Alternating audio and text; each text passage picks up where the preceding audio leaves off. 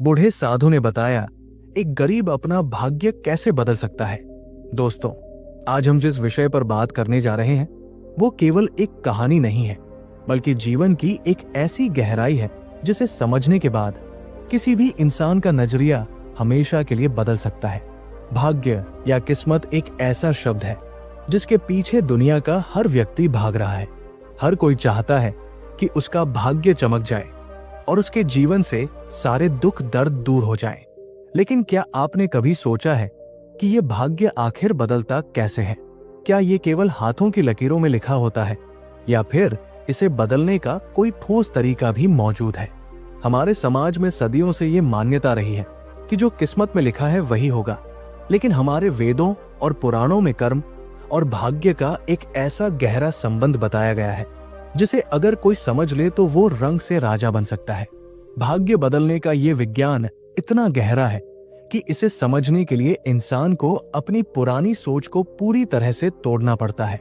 जब तक हम ये मानते रहेंगे कि गरीबी या अमीरी केवल ऊपर वाले की देन है, तब तक हम उस रहस्य तक नहीं पहुंच सकते जो वास्तव में हमारी दुनिया बदल सकता है। इस रहस्य को न जानने का परिणाम ये होता है कि एक इंसान पूरी जिंदगी मेहनत करता रह जाता है। वो सुबह से शाम तक पसीना बहाता है, अपनी इच्छाओं का गला घोंटता है और अपनी जरूरतों को कम करता रहता है। फिर भी अंत में उसके हाथ केवल निराशा ही लगती है। ये अज्ञानता एक ऐसा अंधकार है जो पीढ़ी दर पीढ़ी चलता रहता है। बाप गरीब था तो बेटा भी गरीबी में जीता है और फिर उसका बेटा भी उसी संघर्ष में फंस जाता है। ये चक्र तब तक नहीं टूटता जब तक कि कोई उस विशेष ज्ञान या उस गुप्त सत्य को नहीं जान लेता जो ब्रह्मांड की ऊर्जा को आकर्षित करने का काम करता है। अक्सर देखा गया है कि जब इंसान चारों तरफ से मुसीबतों से घिर जाता है और उसे कोई रास्ता नजर नहीं आता, तब वो या तो टूट जाता है या फिर किसी चमत्कार की उम्मीद करने लगता है। लेकिन सच्चा चमत्कार बाहर से नहीं होता, वो भीतर के बदलाव से शुरू होता है। आज की ये कहानी इसी सत्य पर आधारित है। ये कहानी हमें बताएगी कि कैसे एक साधारण इंसान अपनी परिस्थितियों को दोष देने के बजाय अपने भाग्य का निर्माता बन सकता है। इस कहानी में छिपा वो रहस्य आपके लिए भी उतना ही कारगर साबित हो सकता है जितना उस गरीब आदमी के लिए हुआ। लेकिन उस रहस्य तक पहुंचने के लिए हमें इस यात्रा को शुरू से समझना होगा और उस गरीब आदमी के दर्द और संघर्ष को महसूस करना होगा जिसने अपनी किस्मत को चुनौती देने की हिम्मत दिखाई। कहानी की शुरुआत होती है एक छोटे से गांव से जिसका नाम था रामपुर। ये गांव वैसे तो प्राकृतिक सुंदरता से भरा हुआ था, लेकिन यहाँ के लोगों का जीवन उतना ही कठिन था। इसी गांव के एक टूटे हुए कच्चे मकान में रमेश नाम का एक व्यक्ति रहता था। रमेश की उम्र यही कोई 35 या 40 साल के आसपास रही होगी, लेकिन उसके चेहरे पर पड़ी झुर्रियां उसे अपनी उम्र से कहीं ज्यादा बूढ़ा दिखाती थी। गरीबी इंसान को समय से पहले ही बूढ़ा कर देती है और रमेश इसका जीता जागता उदाहरण था। उसका परिवार छोटा था, जिसमें उसकी पत्नी सुनीता और 2 छोटे बच्चे थे। रमेश के पास अपनी कोई जमीन नहीं थी। वो गांव के बड़े जमींदारों के खेतों में मजदूरी करके अपना और अपने परिवार का पेट पालता था। रमेश का जीवन मानो एक अंतहीन संघर्ष बन चुका था। सूरज उगने से पहले उठना और सूरज ढलने के बाद तक काम करना, यही उसकी दिनचर्या थी। इतना सब करने के बाद भी उसे जो मजदूरी मिलती थी उससे 2 वक्त की रोटी का जुगाड़ करना भी मुश्किल हो जाता था। कई बार तो ऐसा होता था कि रमेश और उसकी पत्नी खुद भूखे रहकर बच्चों को खाना खिलाते थे और पानी पीकर सो जाते थे। घर की छत भी कई जगहों से टूटी हुई थी। जब भी बारिश होती तो पूरा घर पानी से भर जाता और पूरी रात परिवार को एक कोने में सिमट कर बैठना पड़ता था। रमेश अक्सर रात के अंधेरे में आसमान की तरफ देखकर सोचता था कि आखिर उसने ऐसा क्या पाप किया है जिसकी सजा उसे और उसके मासूम बच्चों को मिल रही है। गांव का माहौल ऐसा था कि अमीर और अमीर होते जा रहे थे और गरीब और ज्यादा गरीब। रमेश जैसे लोगों के लिए कोई इज्जत नहीं थी। लोग उन्हें केवल काम के समय याद करते थे और काम खत्म होते ही ऐसे दुत्कार देते थे जैसे उनकी कोई अहमियत ही न हो। रमेश के मन में हमेशा ये सवाल उठता था कि क्या उसका जन्म केवल दुख भोगने के लिए हुआ है? क्या उसकी किस्मत में कभी सुख का सूरज नहीं उगेगा? उसकी पत्नी सुनीता बहुत ही समझदार और धैर्यवान महिला थी। वो हर मुश्किल वक्त में रमेश का हौसला बढ़ाती थी। वो अक्सर रमेश से कहती कि समय एक जैसा नहीं रहता और एक दिन हमारे भी दिन फिरेंगे। लेकिन रमेश का धैर्य अब जवाब दे रहा था। उसे लगता था कि उम्मीद रखना बेवकूफी है, क्योंकि हर गुजरता दिन उनकी हालत और भी खराब करता जा रहा था। एक दिन की बात है जब रमेश काम की तलाश में जमींदार के घर गया। उस दिन उसे पैसों की सख्त जरूरत थी, क्योंकि उसका छोटा बेटा बीमार था और दवा लाने के लिए उसके पास एक भी रुपया नहीं था। रमेश ने जमींदार के सामने हाथ जोड़कर विनती की कि उसे कुछ पैसे उधार दे दिए जाएं, जिसे वो अपनी मजदूरी से धीरे धीरे चुका देगा। लेकिन जमींदार ने न केवल पैसे देने से मना कर दिया, बल्कि सबके सामने रमेश को बहुत बुरा भला भी कहा। जमींदार ने कहा कि तुम जैसे लोगों की किस्मत में ही भीख मांगना लिखा है और तुम लोग कभी कर्ज नहीं चुका सकते। ये सुनकर वहां मौजूद बाकी लोग जोर जोर से हंसने लगे। रमेश का स्वाभिमान तार तार हो गया। उसकी आंखों में आंसू आ गए, लेकिन वो कुछ बोल नहीं पाया। वो सिर झुकाकर वहां से चला आया। उस दिन रमेश को कोई काम नहीं मिला। वो भारी कदमों से घर की तरफ लौट रहा था। उसके दिमाग में जमींदार की कड़वी बातें गूंज रही थी।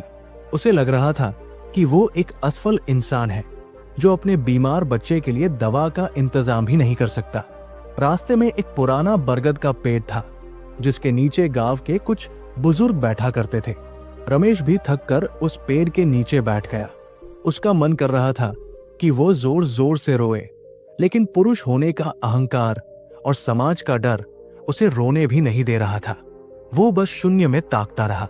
उसे अपने भविष्य के लिए चारों तरफ अंधेरा ही अंधेरा नजर आ रहा था। तभी उसके कानों में पास बैठे दो लोगों की बातचीत की आवाज आई। वे दोनों किसी साधु महाराज के बारे में बात कर रहे थे, जो हाल ही में पास के एक पहाड़ पर स्थित गुफा में रहने आए थे।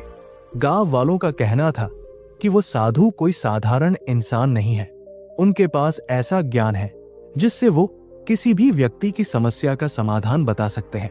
लोग कह रहे थे कि वो साधु भविष्य नहीं बताते और न ही कोई चमत्कार दिखाते हैं, बल्कि वो जीवन जीने का ऐसा तरीका सिखाते हैं जिससे इंसान अपना भाग्य खुद बदल सकता है।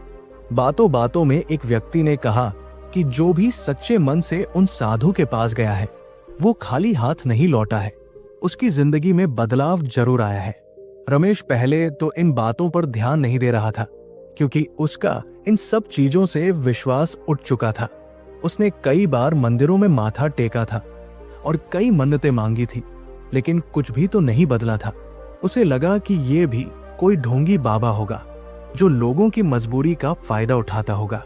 लेकिन जब उसने सुना कि वो साधु किसी से एक पैसा भी नहीं लेते और न ही कोई दान दक्षिणा मांगते हैं, तो रमेश के मन में थोड़ी उत्सुकता जागी। वो सोचने लगा कि अगर वो साधु पैसे नहीं लेता तो शायद वो सच्चा हो सकता है। डूबते को तिनके का सहारा भी बहुत होता है। रमेश के मन में एक हल्की सी उम्मीद की किरण जगी।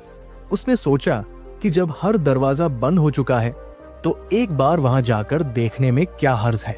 उस शाम घर पहुंचकर रमेश ने सुनीता को सारी बात बताई। उसने कहा कि वो कल सुबह ही उस पहाड़ पर जाना चाहता है जहां वो साधु रहते हैं। सुनीता ने रमेश की आंखों में कई दिनों बाद एक चमक देखी थी। उसने तुरंत सहमति दे दी और कहा कि आपको जरूर जाना चाहिए। हो सकता है कि ईश्वर ने हमारी सुन ली हो और हमें कोई रास्ता दिखाने के लिए ही उन साधु को भेजा हो। उस रात रमेश को ठीक से नींद नहीं आई। वो पूरी रात करवटें बदलता रहा। उसके मन में हजारों सवाल चल रहे थे। क्या वो साधु सच में उसकी मदद कर पाएंगे? क्या वो उसे अमीर बनने का कोई मंत्र देंगे, या फिर उसे ये समझाकर वापस भेज देंगे कि गरीबी ही उसका प्रारब्ध है?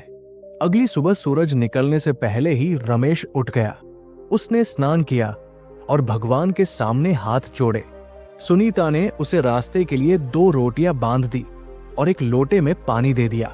पहाड़ का रास्ता बहुत कठिन था और वहां पहुंचने में कई घंटे लगने वाले थे। रमेश ने अपनी लाठी उठाई और निकल पड़ा उस अनजान यात्रा पर जो शायद उसकी जिंदगी बदलने वाली थी। गांव से बाहर निकलते ही उसे ठंडी हवा के झोंकों ने स्पर्श किया, जिससे उसे एक नई ताजगी का एहसास हुआ। उसके कदमों में आज एक अलग ही तेजी थी। वो जल्दी से जल्दी उस साधु के पास पहुंचना चाहता था और अपने जीवन के सारे सवालों के जवाब जानना चाहता था। रास्ता उबड़ खाबड़ और पथरीला था। जैसे जैसे रमेश आगे बढ़ता गया, चढ़ाई और भी मुश्किल होती गई। सूरज अब सिर पर आ चुका था और धूप तेज हो गई थी। रमेश का पसीने से बुरा हाल था। उसका गला सूख रहा था, लेकिन उसने रुकने का नाम नहीं लिया। वो मन ही मन प्रार्थना कर रहा था कि बस किसी तरह वो साधु उसे मिल जाए। रास्ते में उसे कई और लोग भी मिले जो उसी दिशा में जा रहे थे। कुछ लोग अपनी बीमारियों के इलाज के लिए जा रहे थे, तो कुछ अपनी पारिवारिक समस्याओं का समाधान पाने के लिए। सबकी आंखों में एक ही उम्मीद थी कि शायद यहां उनके दुखों का अंत हो जाएगा।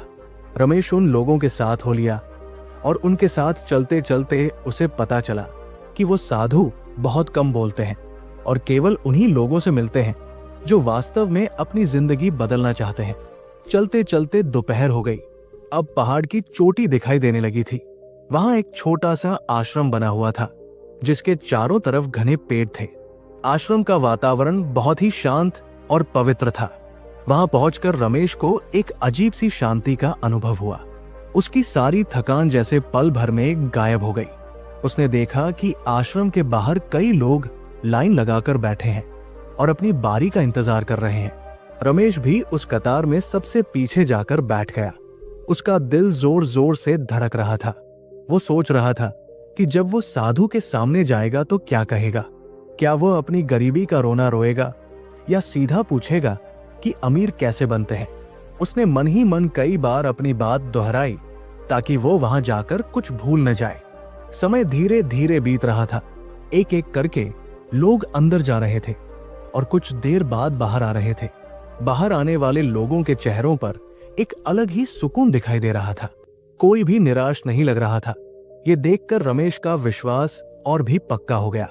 उसे लगा कि वो सही जगह आया है। कतार धीरे धीरे आगे बढ़ रही थी। भूख और प्यास के बावजूद रमेश अपनी जगह से नहीं हिला। वो बस उस पल का इंतजार कर रहा था जब उसे अंदर बुलाया जाएगा। करीब 3 घंटे के इंतजार के बाद आखिरकार उसकी बारी आई। एक शिष्य ने आकर उसे इशारा किया कि वो अंदर जा सकता है। रमेश ने अपने कपड़े झाड़े और एक गहरी सांस लेकर कुटिया के अंदर प्रवेश किया। कुटिया के अंदर का दृश्य बहुत ही साधारण था। वहां कोई भी कीमती वस्तु नहीं थी। जमीन पर एक चटाई बिछी थी जिस पर एक बेहद बुजुर्ग साधु बैठे हुए थे। उनके चेहरे पर सफेद दाढ़ी और सिर पर जटाई थी। उनकी आंखों में एक ऐसा तेज था जिसे देखकर रमेश की नजरें झुक गई। वो साधु ध्यान मग्न लग रहे थे। रमेश चुपचाप जाकर उनके सामने हाथ जोड़कर बैठ गया। उसने उन्हें प्रणाम किया, लेकिन साधु ने आंखें नहीं खोली। रमेश वहां बैठा रहा और उनके ध्यान टूटने का इंतजार करने लगा। कुटिया में इतनी खामोशी थी कि रमेश को अपनी ही सांसों की आवाज सुनाई दे रही थी। उसे समझ नहीं आ रहा था कि वो अपनी बात कैसे शुरू करे। काफी देर बाद साधु ने धीरे से अपनी आंखें खोली और रमेश की तरफ देखा। उनकी नजरों में इतनी करुणा और गहराई थी कि रमेश को लगा जैसे वो उसके अंदर का सारा दर्द देख रहे हैं। साधु ने बिना कुछ पूछे ही एक शांत और गंभीर आवाज में कहा कि बेटा, तुम बहुत दूर से आए हो और बहुत भारी बोझ लेकर आए हो। रमेश ये सुनकर हैरान रह गया। उसने तो अभी अपना मुंह भी नहीं खोला था, फिर साधु को कैसे पता चला? रमेश की आंखों से आंसू छलक पड़े। वो फफक कर रो पड़ा और साधु के चरणों में गिर गया। उसने रोते हुए कहा कि महाराज, मैं बहुत दुखी हूं। गरीबी ने मुझे तोड़ दिया है। मैं मेहनत तो बहुत करता हूं, लेकिन मेरी किस्मत मेरा साथ नहीं देती। मैं जानना चाहता हूं कि क्या मेरा भाग्य कभी बदलेगा या मैं ऐसे ही घुट घुट कर मर जाऊंगा। साधु ने रमेश को उठाया और उसे शांत होने के लिए कहा।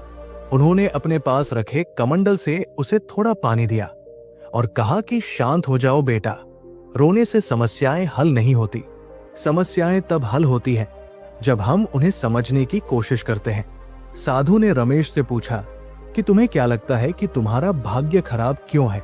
रमेश ने कहा कि क्योंकि मैं गरीब पैदा हुआ हूं। मेरे पास न जमीन है, न पैसा और न ही कोई सहारा। मैं जो भी काम करता हूं उसमें नुकसान ही होता है। लोग मेरा मजाक उड़ाते हैं और मेरा शोषण करते हैं। मुझे लगता है कि भगवान ने मेरी किस्मत लिखते समय स्याही ही नहीं भरी थी। साधु मुस्कुराए और बोले कि ये तुम्हारी गलतफहमी है। भाग्य कोई लिखी हुई इबारत नहीं है जिसे बदला न जा सके। भाग्य तो खेत की उस मिट्टी जैसा है जिसमें तुम जो बीज बोओगे वही फसल उगेगी। अगर तुम कांटों के बीज बोओगे तो कांटे ही मिलेंगे, और अगर फलदार वृक्ष लगाओगे तो मीठे फल मिलेंगे। रमेश को साधु की बातें पहेली जैसी लग रही थी। उसने कहा कि महाराज, मैं तो हमेशा भलाई का ही बीज बोता हूँ, फिर मुझे कांटे क्यों मिल रहे हैं? मैंने कभी किसी का बुरा नहीं किया, फिर मेरे साथ बुरा क्यों हो रहा है? साधु ने कहा कि यही तो वो रहस्य है जिसे दुनिया का हर गरीब आदमी नहीं समझ पाता। तुम सोचते हो कि तुम भलाई कर रहे हो, लेकिन अनजाने में तुम अपने ही मन में गरीबी और लाचारी के बीज बो रहे हो। रमेश ने हैरानी से पूछा कि मैं कुछ समझा नहीं महाराज। मैं अपने ही मन में गरीबी के बीज कैसे बो सकता हूँ? मैं तो अमीर बनना चाहता हूँ। साधु ने कहा कि चाहना और होना दो अलग बातें हैं। तुम अमीर बनना चाहते हो, लेकिन तुम सोचते हमेशा गरीबी के बारे में हो। तुम्हारा पूरा ध्यान इस बात पर रहता है कि तुम्हारे पास क्या नहीं है। तुम अपनी कमियों को इतना महत्व देते हो कि वही कमियां तुम्हारे जीवन का सच बन जाती है। ब्रह्मांड का एक नियम है कि तुम जिस चीज पर अपना ध्यान केंद्रित करोगे वो चीज तुम्हारे जीवन में बढ़ती जाएगी। अगर तुम दुख पर ध्यान दोगे तो दुख बढ़ेगा, और अगर तुम सुख और समाधान पर ध्यान दोगे तो तुम्हारे जीवन में रास्ते खुलने लगेंगे। साधु की बातें रमेश के दिमाग में बिजली की तरह कौंध रही थी। उसे लगा जैसे आज तक वो जो भी सोचता आया था वो सब गलत था, लेकिन उसका मन अभी भी पूरी तरह से नहीं माना था। उसने पूछा कि महाराज, बातें करना तो आसान है, लेकिन जब पेट में भूख की आग जलती है और बच्चे दाने दाने को तरसते हैं तो इंसान सकारात्मक कैसे सोच सकता है? उस वक्त तो केवल लाचारी ही दिखाई देती है। साधु ने कहा कि मैं जानता हूं कि ये कठिन है, लेकिन अगर तुम अपनी स्थिति बदलना चाहते हो तो तुम्हें सबसे पहले अपनी सोच बदलनी होगी। आज मैं तुम्हें एक ऐसा तरीका बताऊंगा, एक ऐसा प्रयोग करने को कहूंगा जो अगर तुमने पूरी ईमानदारी से किया तो तुम्हारा भाग्य बदलने से कोई नहीं रोक सकता। रमेश एकदम सतर्क होकर बैठ गया। वो उसी जादुई तरीके का इंतजार कर रहा था। साधु ने कहा कि ये कोई जादू टोना नहीं है, ये कर्म का एक ऐसा सिद्धांत है जिसे आज के जमाने में लोग भूल गए हैं।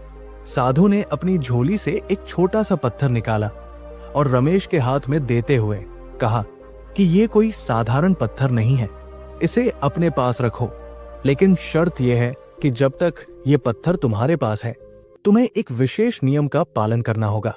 अगर तुम उस नियम को तोड़ते हो तो ये पत्थर अपना असर खो देगा और तुम वापस उसी गरीबी में पहुंच जाओगे। रमेश ने उस पत्थर को बड़े ध्यान से देखा। वो एक सामान्य सा दिखने वाला काला पत्थर था। रमेश ने उत्सुकता से पूछा कि वो नियम क्या है महाराज? मैं हर नियम का पालन करने को तैयार हूँ।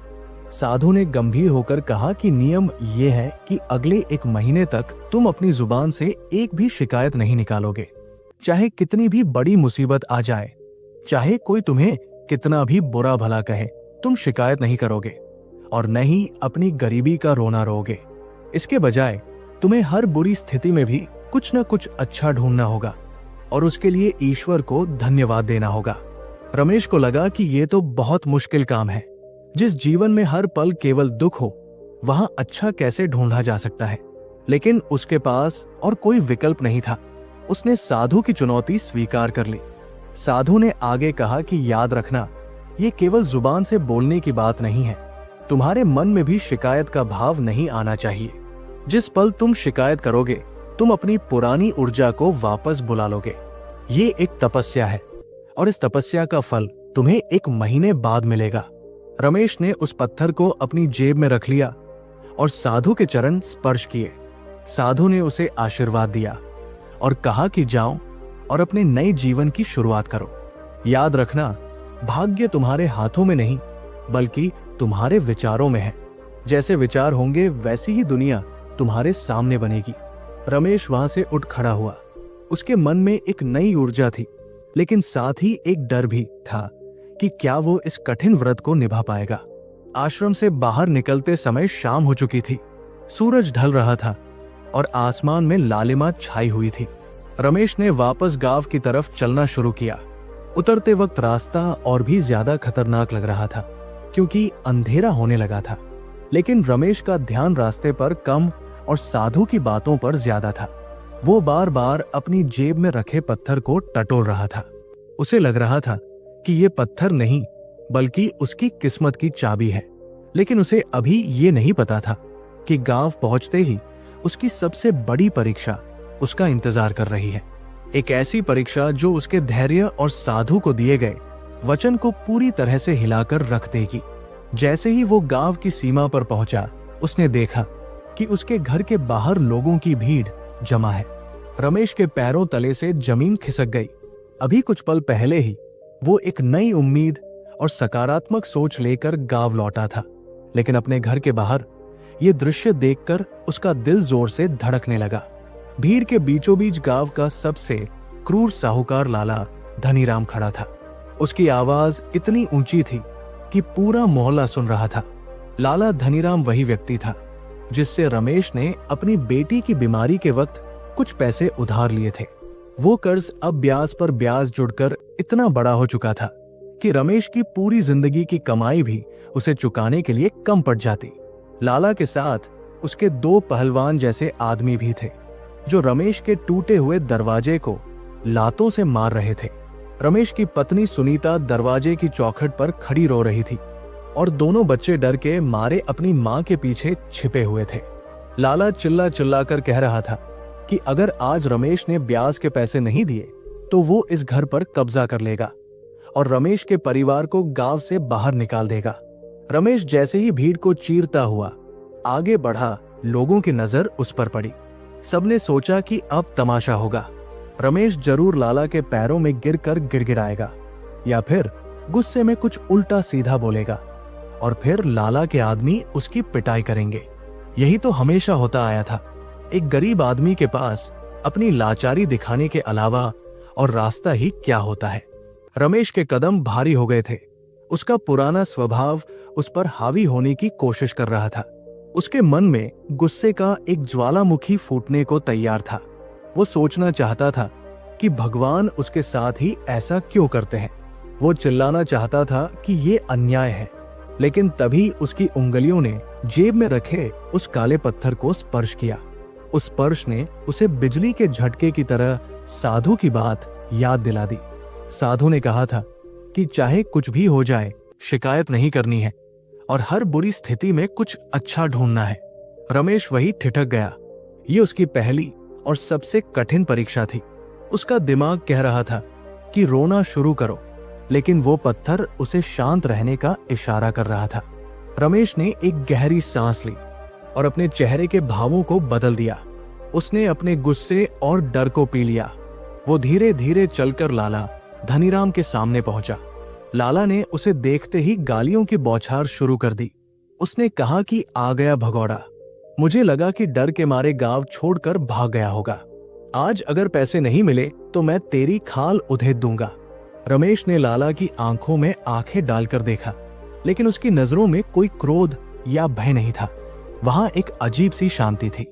रमेश ने हाथ जोड़े और बहुत ही विनम्रता से कहा कि लाला जी, मैं आपका बहुत आभारी हूं कि आपने मुझे उस वक्त पैसे दिए जब मुझे सबसे ज्यादा जरूरत थी। आपकी वजह से ही उस समय मेरा परिवार बच पाया था। लाला धनीराम सन्न रह गया। उसने उम्मीद की थी कि रमेश रोएगा या बहाने बनाएगा, लेकिन रमेश तो उसे धन्यवाद दे रहा था। लाला का मुंह खुला का खुला रह गया। भीड़ में भी सन्नाटा छा गया।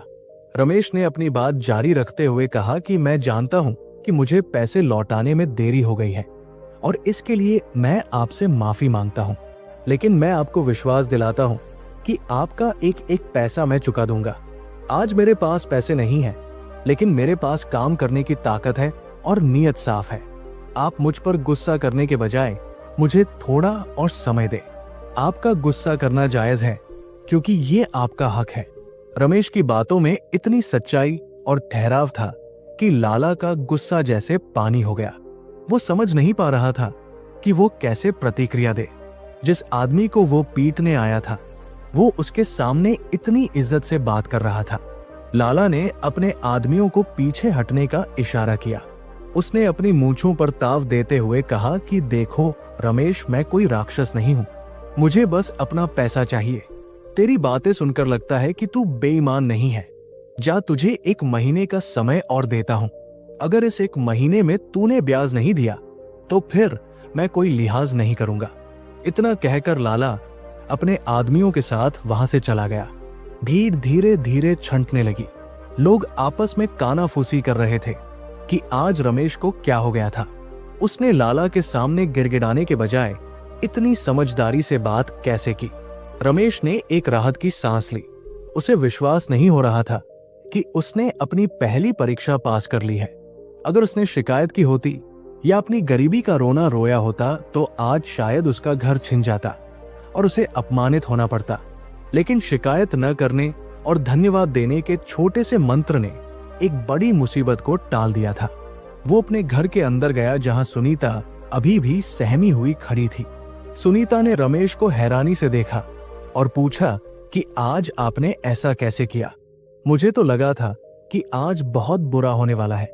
रमेश ने मुस्कुराते हुए जेब से वो पत्थर निकाला और सुनीता को साधु की सारी बातें बताई। उसने कहा कि अब से इस घर में कोई भी अपनी किस्मत का रोना नहीं रोएगा। चाहे हम भूखे सोएं या प्यासे, हम हर हाल में खुश रहने की कोशिश करेंगे। सुनीता को रमेश की बातों में एक नई ताकत महसूस हुई। उसने आंसू पोंछ लिए और कहा कि मैं आपके साथ हूं, हम मिलकर इस नियम का पालन करेंगे। रात हो चुकी थी और घर में खाने के लिए अन्न का एक दाना भी नहीं था। बच्चे भूख से बिलख रहे थे। ये रमेश के लिए दूसरी परीक्षा थी।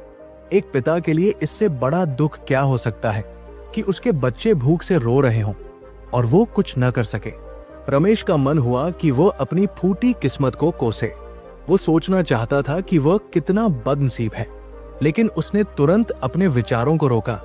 उसने बच्चों को पास बुलाया और उन्हें गले लगा लिया। उसने कहा कि आज हम एक खेल खेलेंगे। आज हम ये सोचेंगे कि हम व्रत कर रहे हैं ताकि भगवान हमें जल्दी अमीर बना दे। उसने बच्चों को कहानियां सुनाना शुरू किया। उसने पानी का लोटा उठाया और भगवान को धन्यवाद दिया कि कम से कम उनके पास पीने के लिए साफ पानी तो है। दुनिया में कितने ऐसे लोग हैं जिन्हें पानी भी नसीब नहीं होता।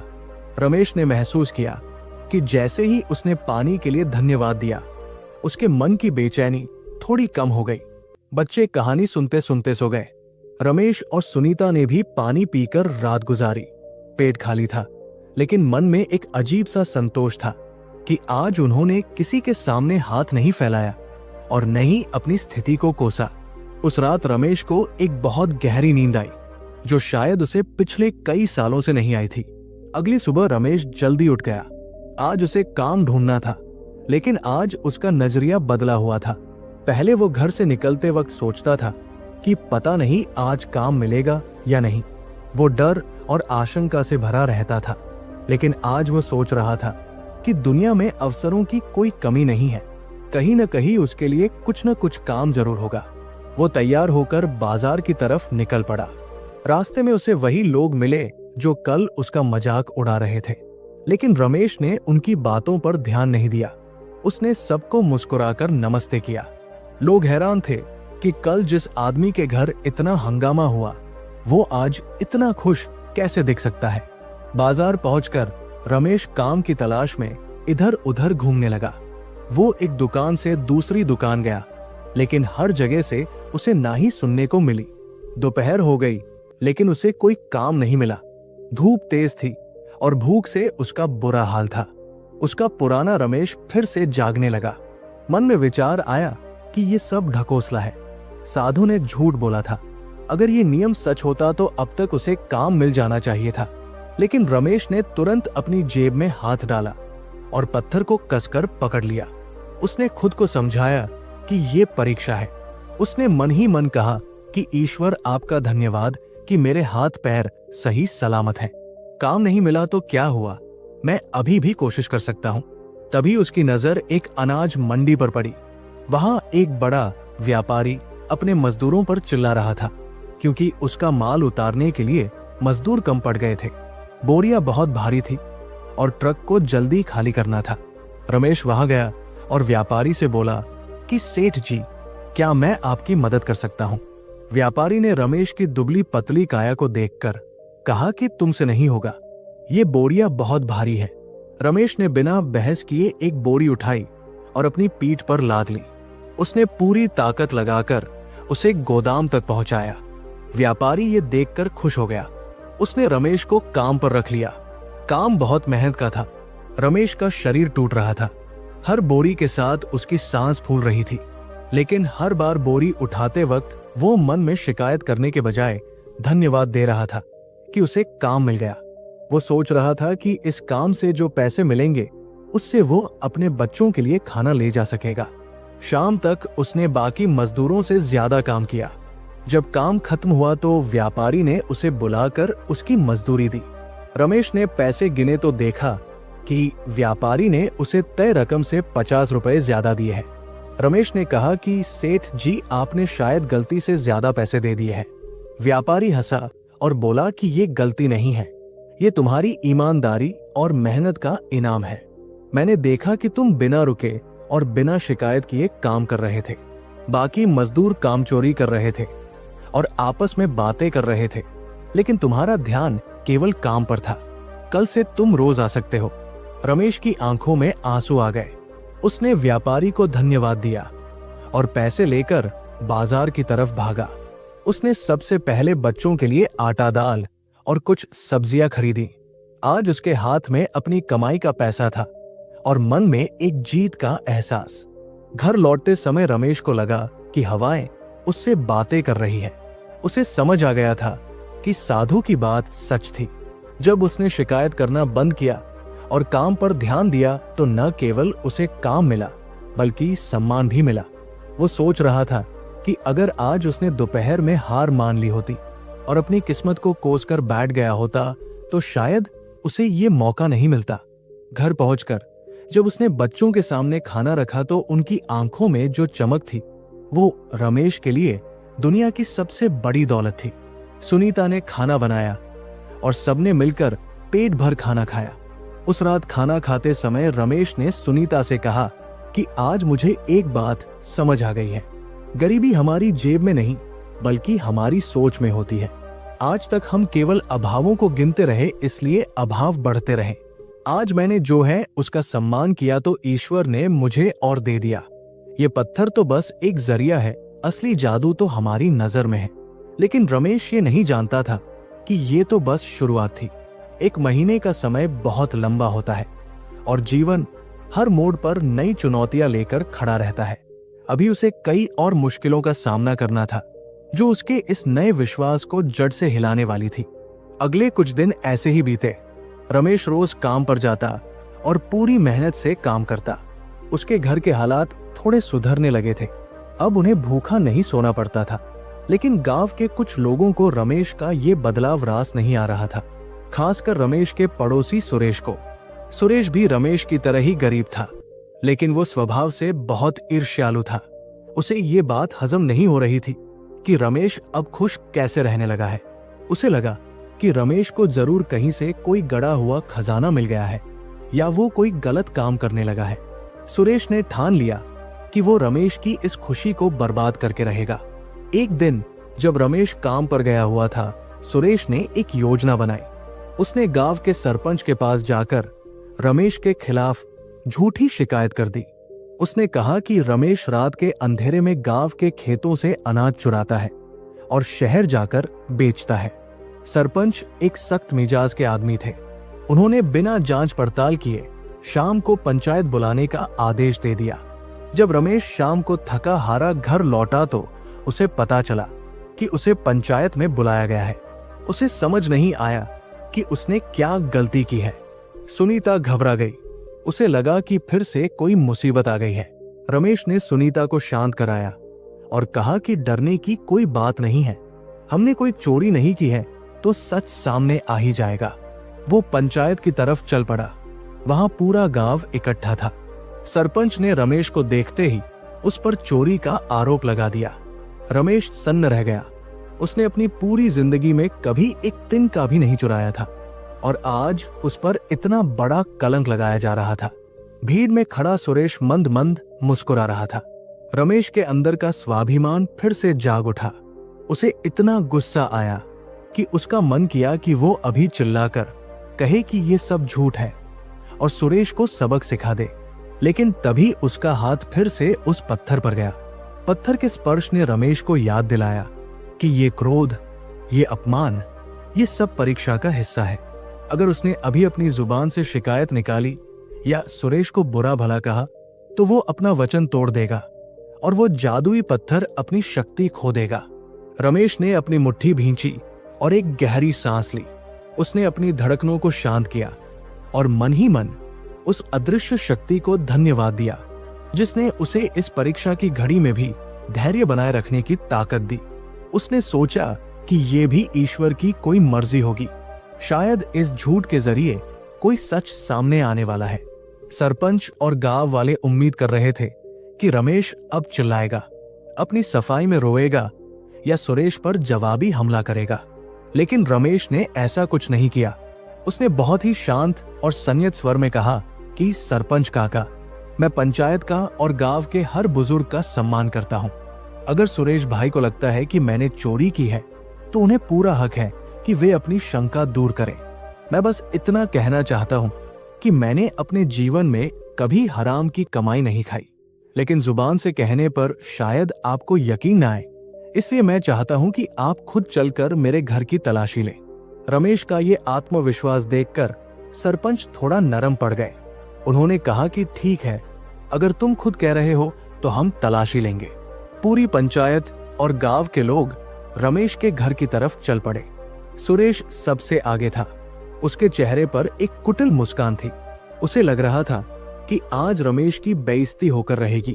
उसे पूरा यकीन था कि रमेश के घर में कुछ न कुछ ऐसा जरूर मिलेगा जिससे उसे चोर साबित किया जा सके या कम से कम उसे नीचा दिखाया जा सके। रमेश के घर पहुंचकर लोगों ने कोना कोना छान मारा। वहां था ही क्या जिसे छिपाया जा सके। टूटी फूटी चारपाई, कुछ पुराने बर्तन और एक कोने में रखा अनाज का कंस्तर। जब सरपंच ने वो कंस्तर खोला तो उसमें बहुत थोड़ा सा आटा और दाल थी। वही आटा दाल जो रमेश ने अपनी मेहनत की कमाई से खरीदा था। वहां न तो कोई चोरी का सामान मिला और न ही कोई छिपाया हुआ धन। सुरेश ने बहुत कोशिश की कि कोई ऐसी चीज मिल जाए जिससे वो अपनी बात साबित कर सके, लेकिन उसे केवल रमेश की गरीबी और उसकी सच्चाई ही मिली। सरपंच ने कंस्तर बंद किया और सुरेश की तरफ गुस्से से देखा। उन्होंने कहा कि सुरेश, तुमने बिना किसी सबूत के एक शरीफ आदमी पर इतना बड़ा इल्जाम लगाया है। क्या तुम्हें शर्म नहीं आती? रमेश के घर में तो खाने के लाले पड़े हैं और तुम कहते हो कि ये चोरी करके सामान बेचता है। अगर ये चोर होता तो इसके घर की हालत ऐसी नहीं होती। गांव के लोग भी अब सुरेश को कोसने लगे। वे कहने लगे कि सुरेश जलता है रमेश से, इसलिए उसने ये नाटक रचा। सुरेश का चेहरा शर्म से लाल हो गया। वो नजरें झुकाकर खड़ा हो गया। उसे समझ नहीं आ रहा था कि अब क्या कहे। तभी रमेश आगे आया। उसने जो किया उसकी कल्पना वहां मौजूद किसी ने भी नहीं की थी। रमेश ने सुरेश के कंधे पर हाथ रखा और मुस्कुराते हुए कहा कि सरपंच काका, आप सुरेश भाई को मत डांटिए, मैं तो इनका धन्यवाद करता हूं। सब हैरान रह गए। सुरेश ने भी चौंक कर रमेश की तरफ देखा। रमेश ने कहा कि मैं सच में सुरेश भाई का आभारी हूं। अगर आज इन्होंने ये इल्जाम न लगाया होता तो पूरा गांव मेरे घर नहीं आता। आप सबने अपनी आंखों से देख लिया कि मैं कैसा जीवन जी रहा हूं और मैं कितना सच्चा हूं। कल तक शायद किसी के मन में शक होता, लेकिन आज सुरेश भाई की वजह से मुझे ईमानदार होने का प्रमाण मिल गया है। अब मैं सिर उठाकर जी सकता हूं। जो हुआ अच्छे के लिए ही हुआ। रमेश की बातों ने वहां मौजूद हर शख्स का दिल जीत लिया। जो लोग कल तक उसे एक लाचार मजदूर समझते थे, आज उन्हें उसमें एक महान व्यक्तित्व दिखाई दे रहा था। शिकायत न करने और बुराई में भी अच्छाई ढूंढने के इस नियम ने रमेश का कद बहुत ऊंचा कर दिया था। सरपंच ने रमेश से माफी मांगी और कहा कि हमें तुम पर गर्व है रमेश। आज तुमने साबित कर दिया कि इंसान अमीरी से नहीं बल्कि अपने संस्कारों से बड़ा होता है। भीड़ छंट गई और सुरेश भी शर्मिंदा होकर वहां से खिसक गया। उस रात जब रमेश और उसका परिवार सोने की तैयारी कर रहा था तो सुनीता ने रमेश से कहा कि आज आपने जो किया वो कोई साधारण इंसान नहीं कर सकता। आपने अपने दुश्मन को भी माफ कर दिया और उसे धन्यवाद दिया। रमेश ने जेब से पत्थर निकालकर उसे तकिए के नीचे रखते हुए कहा कि ये सब मेरी सोच का नतीजा है।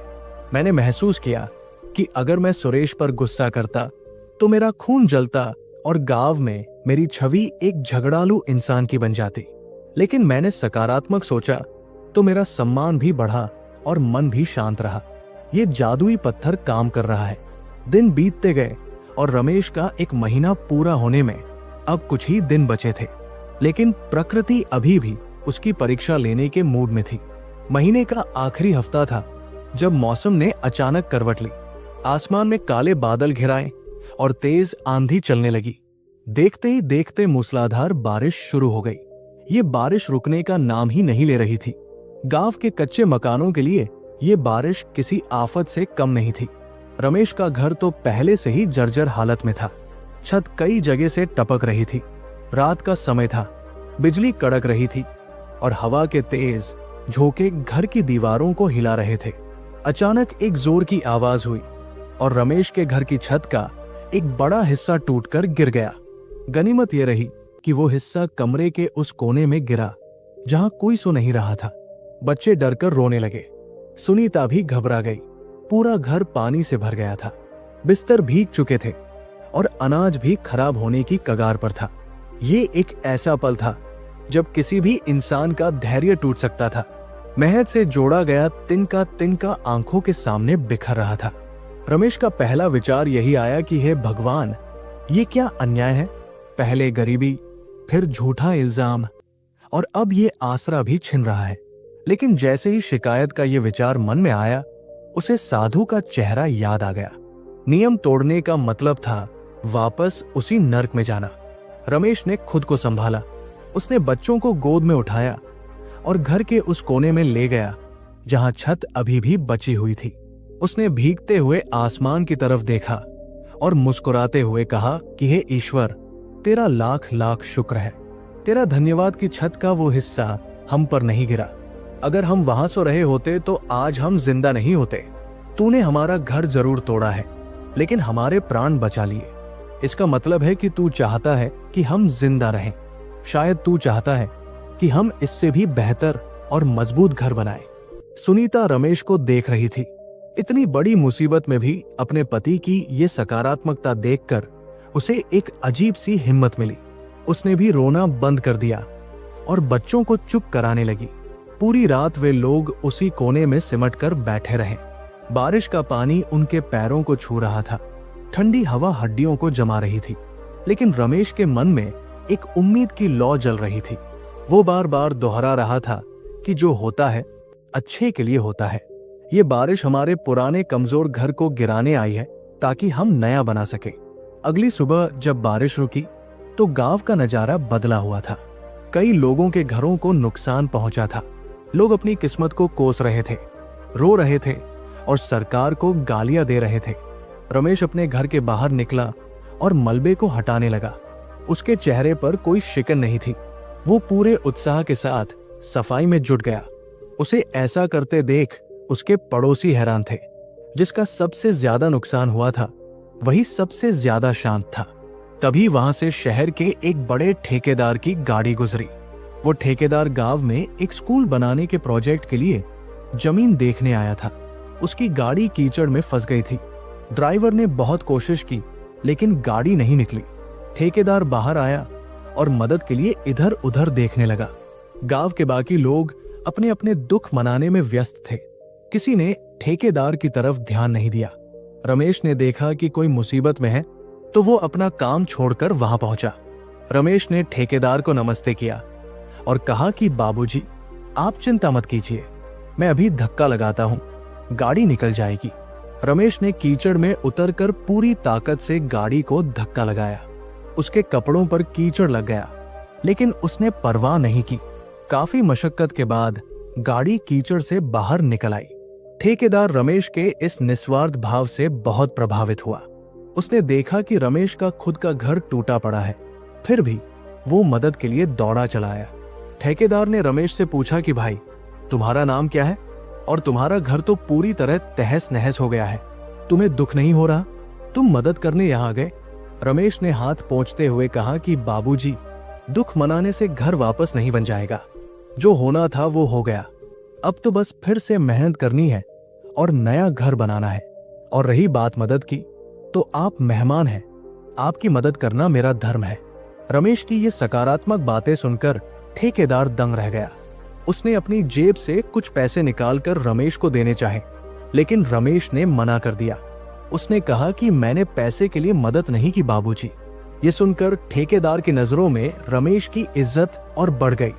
उसने रमेश को अपना कार्ड दिया और कहा कि शहर में मेरा बहुत बड़ा कंस्ट्रक्शन का काम चलता है, मुझे तुम्हारे जैसे ही ईमानदार और मेहनती लोगों की जरूरत है जो हर हाल में काम करना जानते हो। रोना नहीं, तुम कल शहर आकर मुझसे मिलो, मुझे लगता है कि मैं तुम्हारी कुछ मदद कर सकता हूं और तुम मेरी। रमेश ने कार्ड लिया और ठेकेदार को धन्यवाद दिया। उसे लगा कि शायद यही वो अच्छा था जो उस भयानक रात में छिपा हुआ था। अगर छत न टूटती तो वो बाहर सफाई करने न आता, और अगर वो बाहर न आता तो ठेकेदार से न मिल पाता। हर घटना एक कड़ी की तरह जुड़ी हुई थी। वो खुशी खुशी घर लौटा और सुनीता को कार्ड दिखाया। सुनीता की आंखों में उम्मीद के आंसू आ गए। अब साधु द्वारा दिए गए उस एक महीने की अवधि का आखिरी दिन आ रहा था। रमेश को लग रहा था कि उसने अपनी जिंदगी का सबसे बड़ा सबक सीख लिया है, लेकिन उसे अभी ये नहीं पता था कि आखिरी दिन उसके सब्र का सबसे बड़ा इम्तिहान होने वाला है। एक ऐसा इम्तिहान जो ये तय करेगा कि वो वाकई में अपने भाग्य का निर्माता बन पाया है या ये सब केवल एक संयोग था। वो पत्थर अभी भी उसकी जेब में था, गर्म और भारी, जैसे उसे याद दिला रहा हो कि खेल अभी खत्म नहीं हुआ है। रमेश अगली सुबह तड़के ही उठ गया। आज उसके जीवन का एक नया अध्याय शुरू होने वाला था। उसने अपने सबसे साफ कपड़े पहने जो हालांकि पुराने थे और उनमें कई जगह रफू किया हुआ था, लेकिन वे धुले हुए थे। सुनीता ने उसे दही शक्कर खिलाकर विदा किया। रमेश के मन में एक अजीब सी घबराहट और उत्साह दोनों थे। वो शहर की चकाचौंध से थोड़ा डरता था, क्योंकि गांव के सीधे सादे लोगों को शहर की भीड़ भाड़ और चालाकी अक्सर डरा देती है। लेकिन उसकी जेब में रखा वो काला पत्थर उसे याद दिला रहा था कि डरने की कोई बात नहीं है। जब तक उसकी सोच सही है तब तक सब कुछ सही होगा। शहर पहुंचकर रमेश उस पते पर गया जो ठेकेदार ने उसे दिया था। वो एक बहुत बड़ी इमारत थी जिसके बाहर बड़े बड़े अक्षरों में वर्मा कंस्ट्रक्शन कंपनी लिखा हुआ था। गेट पर खड़े सुरक्षाकर्मी ने रमेश को रोकने की कोशिश की, क्योंकि उसका हुलिया किसी मजदूर जैसा ही लग रहा था। लेकिन रमेश ने विनम्रता से सुरक्षाकर्मी को नमस्ते किया और उसे वो कार्ड दिखाया। सुरक्षाकर्मी ने कार्ड देखा और तुरंत इंटरकॉम पर बात की। थोड़ी ही देर में रमेश को अंदर जाने की इजाजत मिल गई। ये रमेश के लिए पहला सुखद अनुभव था। उसे लगा कि जब आप दूसरों को इज्जत देते हैं तो सामने वाला मजबूर हो जाता है आपको इज्जत देने के लिए। अंदर केबिन में ठेकेदार वर्मा जी बैठे थे। उन्होंने रमेश को देखते ही पहचान लिया और बैठने का इशारा किया। रमेश ने कुर्सी पर बैठने में संकोच किया, लेकिन वर्मा जी के आग्रह पर वो बैठ गया। वर्मा जी ने कहा कि रमेश, मैंने उस दिन तुम्हारी ईमानदारी और काम करने का जो जज्बा देखा वो मुझे बहुत पसंद आया। मेरे पास काम तो बहुत है, लेकिन भरोसेमंद लोग बहुत कम हैं। मैं तुम्हें अपनी एक साइट पर सुपरवाइजर बनाना चाहता हूँ। तुम्हारा काम होगा मजदूरों से काम लेना और सामान की देखरेख करना। मैं जानता हूँ कि तुम्हें इसका अनुभव नहीं है, लेकिन मुझे यकीन है कि तुम सीख जाओगे। रमेश को अपने कानों पर विश्वास नहीं हुआ। सुपरवाइजर का मतलब था कि उसे अब भारी बोझ नहीं उठाना पड़ेगा और उसे तनख्वाह भी अच्छी मिलेगी। उसने वर्मा जी के पैर छुए और कहा कि बाबूजी, मैं आपको निराश नहीं करूंगा। वर्मा जी ने उसे कुछ पैसे एडवांस दिए ताकि वो अपने घर की मरम्मत शुरू करवा सके और कहा कि कल से काम पर आ जाना। रमेश जब ऑफिस से बाहर निकला तो उसकी खुशी का ठिकाना नहीं था। उसे लगा कि वो हवा में उड़ रहा है। जिस इंसान को कल तक 2 वक्त की रोटी खिलाले थे, आज उसकी जेब में इतने पैसे थे कि वो अपने परिवार के लिए नए कपड़े और अच्छा खाना ले जा सकता था। ये साधु के दिए हुए उस एक महीने के समय का 29वां दिन था। बस एक दिन और उसकी तपस्या पूरी हो जाएगी। रमेश ने बाजार जाकर बच्चों के लिए खिलौने और सुनीता के लिए एक साड़ी खरीदी। उसने घर के लिए राशन भी लिया। वो बस स्टैंड की तरफ जा रहा था ताकि गांव वापस जा सके। शाम हो चुकी थी और बस में बहुत भीड़ थी। रमेश किसी तरह धक्के खाता हुआ बस में चढ़ गया। भीड़ इतनी ज्यादा थी कि तिल रखने की भी जगह नहीं थी। रमेश ने अपने पैसों और सामान को कसकर पकड़ रखा था। उसके दिमाग में बस यही चल रहा था कि घर पहुंचकर जब वो बच्चों को खिलौने और सुनीता को पैसे देगा तो वे कितने खुश होंगे। बस का सफर करीब 2 घंटे का था। गांव के स्टैंड पर उतरते ही रमेश ने अपनी जेब टटोली ताकि रिक्शा वाले को पैसे दे सके, लेकिन जैसे ही उसने जेब में हाथ डाला उसके होश उड़ गए। उसकी जेब कटी हुई थी। उसका बटुआ जिसमें वर्मा जी द्वारा दिया गया सारा एडवांस पैसा था वो गायब था। रमेश के पैरों तले जमीन खिसक गई। वो वही सन्न रह गया। उसने पागलों की तरह अपनी बाकी जेबें चेक की सामान की थैली देखी, लेकिन पैसा कहीं नहीं था। भीड़ भाड़ में किसी ने बड़ी सफाई से उसका पसीना और मेहनत दोनों चुरा लिए थे। ये वो पल था जब रमेश का धैर्य पूरी तरह से टूट सकता था। ये कोई छोटी मोटी रकम नहीं थी। ये उसके टूटे हुए घर की छत थी। उसके बच्चों का भविष्य था। उसका मन किया कि वो जोर जोर से चिल्लाए, अपनी किस्मत को गालियां दे और रोए। उसे लगा कि भगवान उसके साथ खेल खेल रहा है। पहले खुशी देता है और फिर उसे छीन लेता है। उसके अंदर का पुराना रमेश चीख रहा था कि ये अन्याय है। उसका चेहरा गुस्से से लाल हो गया। मुट्ठी भिंच गई। वो बस अभी चिल्लाने ही वाला था कि तभी उसकी दूसरी जेब में रखे उस पत्थर ने उसकी जांघ में चुभन पैदा की। वो पत्थर जैसे उसे अंतिम चेतावनी दे रहा था। रमेश एकदम से रुक गया। उसने एक लंबी और गहरी सांस ली। ये उसकी सबसे बड़ी और आखिरी परीक्षा थी। अगर वो अभी रोया या उसने शिकायत की तो पिछले 29 दिनों की सारी तपस्या भंग हो जाएगी। साधु ने कहा था कि हर बुरी स्थिति में कुछ अच्छा ढूंढना है। रमेश ने अपनी गीली आंखों को पोंछा और सोचा कि इसमें अच्छा क्या हो सकता है। मेरी गाड़ी कमाई लुट गई, मेरा सपना टूट गया, इसमें अच्छा क्या है। तभी उसे ख्याल आया कि चोर ने केवल पैसे चुराए हैं। वो चाहता तो मुझे धक्का दे सकता था, मुझे चाकू मार सकता था। मेरे हाथ में जो बच्चों के खिलौने और राशन है वो तो बच गया। मैं सही सलामत अपने गांव पहुंच गया हूं। मेरे हाथ पैर सुरक्षित हैं, जिससे मैं दोबारा कमा सकता हूं। पैसा ही तो गया है, जान तो नहीं गई। रमेश ने आसमान की तरफ देखा और भारी मन से लेकिन पूरी ईमानदारी के साथ कहा कि हे ईश्वर, तेरा शुक्रिया कि मैं जिंदा हूं। शायद उस चोर को मुझसे ज्यादा जरूरत रही होगी, या शायद तूने मेरी कोई बड़ी बला टाल दी।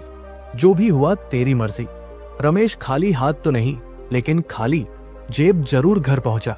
सुनीता उसे देखकर बहुत खुश हुई।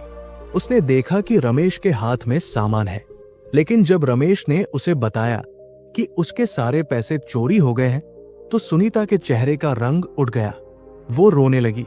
उसे लगा कि अब घर की छत कैसे ठीक होगी, लेकिन रमेश ने उसे चुप कराया। उसने कहा कि सुनीता, रोना नहीं है, याद है ना हमारा नियम, शिकायत नहीं करनी है। हम स्वस्थ हैं और मुझे नौकरी मिल गई है। वर्मा जी अच्छे इंसान हैं, मैं उनसे दोबारा बात कर लूंगा, पैसा फिर आ जाएगा। लेकिन अगर हमने आज अपना धैर्य खो दिया तो हम फिर से उसी गरीबी की मानसिकता में चले जाएंगे। सुनीता ने रमेश की बात समझी। उसने आंसू पोंछ लिए। उस रात घर में चूल्हा जला और बच्चों ने नए खिलौनों के साथ खेला। घर में पैसे न होने का दुख तो था, लेकिन एक अजीब सी शांति भी थी। ये शांति उस विश्वास से आई थी कि वे अब परिस्थितियों के गुलाम नहीं हैं। वे जानते थे कि चाहे कुछ भी हो जाए, वे अपना मानसिक संतुलन नहीं खोएंगे। रमेश को उस रात नींद नहीं आई। वो पूरी रात उस पत्थर को हाथ में लिए लेटा रहा। उसे पता था कि कल 30वां दिन है। कल उसे साधु के पास जाना है और ये पत्थर वापस करना है। अगली सुबह सूरज की पहली किरण के साथ ही रमेश उठ गया। आज उसका 1 महीना पूरा हो चुका था। उसने स्नान किया और तैयार हो गया। उसने सुनीता से कहा कि वो साधु के पास जा रहा है, उनका पत्थर लौटाने और उन्हें धन्यवाद देने। सुनीता ने उसे तिलक लगाया और विदा किया। रमेश के कदमों में आज एक अलग ही आत्मविश्वास था। 1 महीना पहले जब वो इस रास्ते पर गया था तो वो एक लाचार और टूटा हुआ इंसान था, लेकिन आज वह एक ऐसा व्यक्ति था जिसने अपने मन को जीत लिया था। पहाड़ की चढ़ाई आज उसे बिल्कुल भी थका नहीं रही थी। उसे लग रहा था जैसे हवाएं उसे ऊपर की ओर धकेल रही हैं। रास्ते में उसे वही पुराने पेड़ और चट्टानें दिखी, लेकिन आज वे सब उसे सुंदर लग रहे थे। उसका नजरिया बदल चुका था। आश्रम पहुंचकर उसने देखा कि आज वहां ज्यादा भीड़ नहीं थी। साधु अपनी कुटिया के बाहर एक चबूतरे पर बैठे हुए थे, जैसे कि वे रमेश का ही इंतजार कर रहे हों। रमेश ने दूर से ही उन्हें दंडवत प्रणाम किया। साधु के चेहरे पर एक सौम्य मुस्कान थी। रमेश उनके पास गया और उनके चरणों में बैठ गया। उसने अपनी जेब से वो काला पत्थर निकाला और साधु के सामने रख दिया। उसने हाथ जोड़कर कहा कि महाराज, आपका ये पत्थर वाकई में जादुई है। इसने मेरी जिंदगी बदल दी। इस 1 महीने में मैंने क्या क्या नहीं देखा। अपमान सहा, भूख सही, झूठे इल्जाम सहे, और कल तो मेरी पूरी कमाई चोरी हो गई। लेकिन इस पत्थर की वजह से मैंने कभी शिकायत नहीं की, और उसका नतीजा ये हुआ कि आज मेरे पास एक अच्छी नौकरी है, मेरा सम्मान वापस मिल गया है, और सबसे बड़ी बात, मेरे मन में शांति है। साधु ने पत्थर को उठाया और उसे ध्यान से देखा। फिर उन्होंने रमेश की आंखों में झांका और कहा कि बेटा, तुम्हें लगता है कि यह पत्थर जादुई है? रमेश ने कहा कि हाँ महाराज, अगर ये पत्थर न होता तो मैं कब का टूट चुका होता। इसी ने मुझे हर बार रोका और मुझे सही रास्ता दिखाया। साधु जोर से हंसे। उनकी हंसी में एक रहस्य छिपा था। उन्होंने कहा कि रमेश, आज मैं तुम्हें इस पत्थर का सच बताता हूं। रमेश हैरानी से साधु को देखने लगा। क्या सच? क्या यह पत्थर कोई विशेष ग्रह का है या इसमें कोई मंत्र फूंका गया है? साधु ने उस पत्थर को रमेश की तरफ बढ़ाया और कहा कि इसे ध्यान से देखो, क्या तुम्हें इसमें कुछ खास नजर आता है? रमेश ने पत्थर को पलट कर देखा। वो एक बिल्कुल साधारण सा काला पत्थर था, जैसा कि नदी के किनारे हजारों की तादाद में मिल जाते हैं। रमेश ने कहा कि महाराज, मुझे तो ये साधारण ही लग रहा है, लेकिन इसके असर असाधारण है। साधु ने मुस्कुराते हुए कहा कि ये पत्थर बिल्कुल साधारण है रमेश। मैंने इसे उसी दिन आश्रम के पीछे बहने वाली नदी से उठाया था। इसमें कोई जादू नहीं है, कोई मंत्र नहीं है, और न ही कोई शक्ति है। ये तो बस एक पत्थर का टुकड़ा है। रमेश सन्न रह गया। उसे अपने कानों पर विश्वास नहीं हुआ। उसने कहा कि क्या? तो फिर मेरी जिंदगी कैसे बदली? वो क्या था जिसने मुझे हर बार रोका? वो क्या था जिसने लाला धनीराम का दिल पिघला दिया, जिसने मुझे नौकरी दिलाई? साधु ने गंभीर स्वर में कहा कि वो जादू पत्थर में नहीं, तुम्हारे अंदर था रमेश। ये पत्थर तो केवल एक माध्यम था, एक सहारा था। जब तुमने ये मान लिया कि इस पत्थर के पास रहने पर तुम्हें शिकायत नहीं करनी है, तो असल में तुमने अपने मन को वश में करना शुरू कर दिया। तुमने अपनी सोच बदल ली। जब मुसीबत आई तो तुमने पत्थर के डर से ही सही, लेकिन सकारात्मक सोचना चुना, और जैसे ही तुम्हारी सोच बदली, तुम्हारी ऊर्जा बदल गई। तुमने समस्याओं को कोसने के बजाय समाधान देखना शुरू किया। रमेश मंत्रमुग्ध होकर सुन रहा था। साधु ने आगे कहा कि याद करो, जब लाला धनीराम आए थे, अगर उस दिन तुम पत्थर के भरोसे न रहकर अपने पुराने स्वभाव से काम लेते तो तुम झगड़ा करते, लेकिन तुमने खुद को रोका। वो ताकत तुम्हारी थी, पत्थर की नहीं। जब ठेकेदार की गाड़ी फंसी तो तुमने मदद की, क्योंकि तुम अपने दुख से ऊपर उठ चुके थे। ये तुम्हारी अच्छाई थी। ये पत्थर तो बस एक खिलौना था, जिसे मैंने तुम्हें इसलिए दिया ताकि तुम्हारा चंचल मन किसी नियम में बंध सके। इंसान का मन बहुत कमजोर होता है, उसे बदलने के लिए अक्सर किसी सहारे की जरूरत पड़ती है। मैंने तुम्हें बस वो सहारा दिया था। रमेश की आंखों से आंसू बहने लगे। उसे समझ आ गया था कि वो अपनी शक्ति को बाहर ढूंढ रहा था, जबकि वो तो उसके भीतर ही सो रही थी। उसे एहसास हुआ कि वो जिसे अपनी किस्मत समझ रहा था, वो असल में उसकी आदतों का नतीजा था। साधु ने उसके सिर पर हाथ रखा और कहा कि अब तुम्हें इस पत्थर की जरूरत नहीं है। तुम अब वो राज जान चुके हो जो दुनिया के बहुत कम लोग जानते हैं। अपनी दुनिया हम खुद बनाते हैं। स्वर्ग और नर्क कहीं और नहीं इसी धरती पर है, और वे हमारी सोच से बनते हैं। रमेश ने आंसू पोंछते हुए पूछा कि महाराज, तो क्या अब मुझे अमीर बनने के लिए कुछ और करने की जरूरत नहीं है? साधु ने कहा कि अमीरी केवल धन से नहीं होती बेटा। तुम आज भी अमीर हो क्योंकि तुम्हारे पास संतोष है, धैर्य है और काम करने की शक्ति है। रही बात धन की, तो जब तुम इसी सकारात्मक ऊर्जा के साथ काम करते रहोगे तो धन तो तुम्हारे पीछे भागता हुआ आएगा। लक्ष्मी उसी घर में वास करती है जहां शांति और कर्म का सम्मान होता है। रोने वाले के पास तो उसका अपना साया भी नहीं टिकता। रमेश ने साधु के पैर पकड़ लिए। उसे लगा जैसे आज उसका पुनर्जन्म हुआ है। वो एक गरीब मजदूर बनकर आया था, लेकिन अब एक ऐसा इंसान बनकर जा रहा था जिसे जीवन जीने की कला आ गई थी। उसने साधु से पूछा कि महाराज, क्या मैं ये पत्थर अपने पास रख सकता हूँ? ये मुझे हमेशा याद दिलाएगा कि असली जादू मेरे अंदर है। साधु ने हंसते हुए पत्थर उसे वापस दे दिया और कहा कि रख लो, लेकिन याद रखना कि ये केवल एक पत्थर है, शक्ति तुम हो।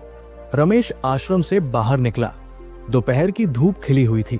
उसे अपने अंदर एक अपार शक्ति का अनुभव हो रहा था।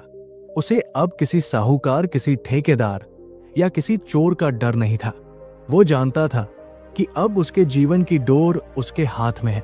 वो गांव की तरफ चला, लेकिन इस बार उसकी चाल में थकावट नहीं, बल्कि एक विजेता का गर्व था। लेकिन कहानी अभी पूरी तरह खत्म नहीं हुई थी। गांव पहुंचते ही उसे एक और खबर मिलने वाली थी, जो ये साबित करने वाली थी कि जब इंसान बदलता है तो उसके आसपास की पूरी दुनिया कैसे बदल जाती है। रमेश जब पहाड़ से नीचे उतर रहा था तो उसके कदमों में एक अजीब सा हल्कापन था। वो पत्थर अभी भी उसकी जेब में था, लेकिन अब उसका वजन खत्म हो चुका था।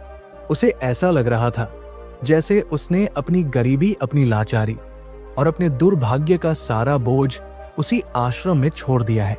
वो समझ चुका था कि दुनिया वैसी ही दिखती है जैसा चश्मा हम अपनी आंखों पर चढ़ाते हैं।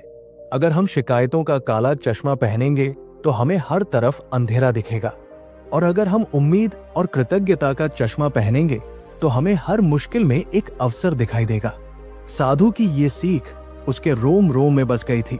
अब उसे ये चिंता नहीं थी कि घर जाकर वो सुनीता को क्या जवाब देगा या बच्चों का पेट कैसे भरेगा। उसे विश्वास था कि जब उसने अपना मन बदल लिया है तो अब उसकी परिस्थितियां भी बदलनी ही पड़ेंगी। ये प्रकृति का नियम है कि अंदर का बदलाव बाहर के बदलाव को जन्म देता है। रमेश जब गांव की पगडंडी पर पहुंचा तो दोपहर ढल चुकी थी। दूर से ही उसे अपने घर के पास कुछ हलचल दिखाई दी। उसके मन में एक पल के लिए पुराना डर जागा कि कहीं फिर से कोई मुसीबत तो नहीं आ गई। क्या फिर से लाला धनीराम आ धमका है या कोई नई आफत आई है? लेकिन उसने तुरंत अपनी जेब पर हाथ रखा और खुद को याद दिलाया कि अब डरना नहीं है। वो तेज कदमों से घर की ओर बढ़ा। जैसे ही वो घर के करीब पहुंचा, उसने देखा कि वहां एक बड़ी सी सफेद गाड़ी खड़ी है। ये गाड़ी गांव की नहीं थी। गांव के लोग उस गाड़ी को घेर कर खड़े थे और आपस में बातें कर रहे थे। रमेश भीड़ को चीरता हुआ आगे बढ़ा। उसने देखा कि उसके टूटे हुए घर के बाहर वही शहर वाले ठेकेदार वर्मा जी खड़े थे। उनके साथ 2 पुलिस वाले भी थे। रमेश का दिल जोर से धड़कने लगा। पुलिस को देखकर किसी भी गरीब आदमी के हाथ पैर फूल जाते हैं। रमेश को लगा कि शायद उस चोरी के सिलसिले में पुलिस उसे ही पकड़ने आ गई है या कोई और नई मुसीबत है। लेकिन तभी सुनीता दौड़कर उसके पास आई। उसका चेहरा आंसुओं से भीगा हुआ था, लेकिन ये आंसू दुख के नहीं बल्कि खुशी के थे। सुनीता ने रमेश का हाथ पकड़ लिया और कहा कि देखिए, भगवान ने हमारी सुन ली। रमेश कुछ समझ नहीं पाया। वो हैरान होकर वर्मा जी की तरफ देख रहा था। वर्मा जी ने रमेश को देखते ही उसे गले लगा लिया। एक बड़े अमीर आदमी का एक साधारण मजदूर को इस तरह गले लगाना गांव वालों के लिए किसी चमत्कार से कम नहीं था। वर्मा जी ने मुस्कुराते हुए कहा कि रमेश, तुम तो बिना बताए ही चले आए थे। मुझे पता चला कि कल बस में तुम्हारी जेब कट गई थी और तुम्हारे सारे पैसे चोरी हो गए थे। रमेश ने सिर झुका लिया और कहा कि हाँ बाबूजी, मेरी किस्मत ही खराब थी कि आपकी दी हुई अमानत मैं संभाल नहीं पाया। मैं आपसे माफी मांगने ही आने वाला था। वर्मा जी ने हंसते हुए कहा कि माफी किस बात की रमेश, गलती तुम्हारी नहीं थी। और रही बात किस्मत की, तो आज तुम्हारी किस्मत ने ही तुम्हें बचाया है। दरअसल कल शाम को पुलिस ने बस स्टैंड पर एक गिरोह को पकड़ा जो लोगों की जेबें काटता था। उनके पास से कई पर्स और पैसे बरामद हुए।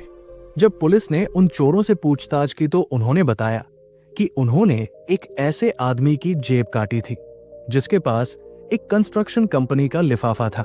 पुलिस ने उस लिफाफे पर मेरी कंपनी का नाम देखा और मुझे फोन किया। मैं थाने गया और वहां मुझे तुम्हारे पैसे मिल गए। रमेश सन्न रह गया। उसे अपने कानों पर विश्वास नहीं हो रहा था। क्या ऐसा भी हो सकता है? एक बार खोया हुआ पैसा वापस मिल जाना किसी चमत्कार से कम नहीं था। पुलिस वाले ने आगे बढ़कर रमेश को उसका बटुआ सौंपा और कहा कि भाई तुम बहुत किस्मत वाले हो।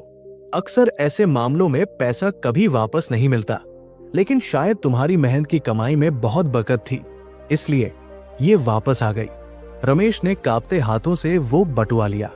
उसकी आंखों से आंसू छलक पड़े। उसने आसमान की तरफ देखा और मन ही मन साधु को धन्यवाद दिया। उसे याद आया कि जब बस में चोरी हुई थी तो उसने शिकायत नहीं की थी, बल्कि शुक्र मनाया था कि वो सही सलामत है। शायद उसी सकारात्मक ऊर्जा ने इस असंभव घटना को संभव बना दिया था। वर्मा जी ने रमेश के कंधे पर हाथ रखते हुए कहा कि रमेश, मैं केवल तुम्हारे पैसे लौटाने नहीं आया हूं, मैं ये देखने आया था कि तुम रहते कहां हो। जब मैंने तुम्हारा ये टूटा हुआ घर देखा तो मुझे बहुत दुख हुआ। एक इतना ईमानदार और मेहनती आदमी ऐसी हालत में रह रहा है, ये देखकर मुझे लगा कि मुझे कुछ करना चाहिए। मैंने फैसला किया है कि मैं तुम्हें तुम्हारी तनख्वाह के अलावा घर बनाने के लिए भी मदद करूंगा। तुम मेरे साथ शहर चलो। वहां कंपनी के क्वार्टर में तुम अपने परिवार के साथ रह सकते हो, जब तक कि तुम अपने पैरों पर पूरी तरह खड़े नहीं हो जाते। रमेश के लिए ये खुशी का ठिकाना नहीं था। एक ही पल में उसकी सारी समस्याएं हल हो गई थी। उसे न केवल उसका खोया हुआ पैसा मिला था, बल्कि रहने के लिए छत और एक पक्की नौकरी भी मिल गई थी। गांव के लोग जो कल तक रमेश पर हंसते थे, आज उसे रश की निगाहों से देख रहे थे। लाला धनीराम भी भीड़ में पीछे खड़ा था।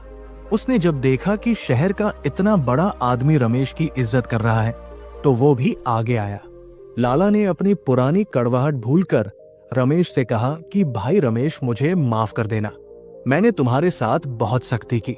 अब जब तुम्हारे दिन फिर गए हैं तो मेरा पुराना हिसाब भी चुका देना, लेकिन आराम से। मुझे अब तुम पर पूरा भरोसा है। रमेश ने लाला को भी हाथ जोड़कर नमस्ते किया और कहा कि लाला जी, आपका पैसा मैं जरूर चुकाऊंगा। आपने मुझे बुरे वक्त में मदद दी थी, मैं वो कभी नहीं भूलूंगा। रमेश का ये बड़पन देखकर वहां मौजूद हर व्यक्ति का सिर झुक गया। अमीर होने के बाद अक्सर लोग बदल जाते हैं, लेकिन रमेश के अंदर का वो विनम्र इंसान और भी मजबूत हो गया था। उस दिन रमेश ने गांव से विदा ली। उसने अपना टूटा हुआ घर और पुरानी यादें पीछे छोड़ दी और एक नए जीवन की शुरुआत करने शहर चला गया। लेकिन वो काला पत्थर आज भी उसकी जेब में था, जो उसे हर पल याद दिलाता था कि असली दौलत बैंक में नहीं, बल्कि मन के विचारों में होती है। शहर आकर रमेश का जीवन पूरी तरह बदल गया। वर्मा जी ने उसे साइट सुपरवाइजर बना दिया था। रमेश ने काम को पूजा समझकर किया। वो सुबह जल्दी उठता, साइट पर पहुंचता और हर छोटी बड़ी चीज का ध्यान रखता। उसकी ईमानदारी और काम के प्रति लगन देखकर वर्मा जी ने उसे धीरे धीरे और बड़ी जिम्मेदारियां देनी शुरू कर दी। रमेश ने कभी भी काम से जी नहीं चुराया और न ही कभी किसी मजदूर के साथ बुरा व्यवहार किया। वो जानता था कि एक मजदूर का दर्द क्या होता है, इसलिए वो सबके साथ प्यार से पेश आता और उनकी मदद करता।